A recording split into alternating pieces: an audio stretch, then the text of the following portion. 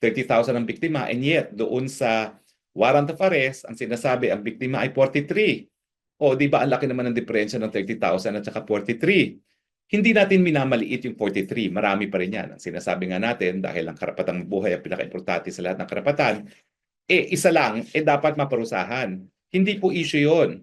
Ang issue, sino dapat maglitis ng 43 at yung 30,000?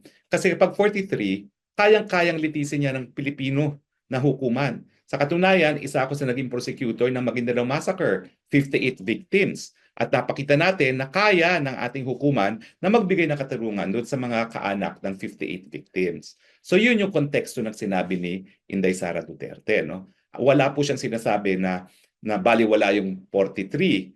Ang sinasabi lang niya, dahil hindi naman talaga widespread, at kapag widespread, dapat po hundreds of thousands na naging biktima, if not millions, gaya nung nangyari sa mga Hudyo noong World War II, no?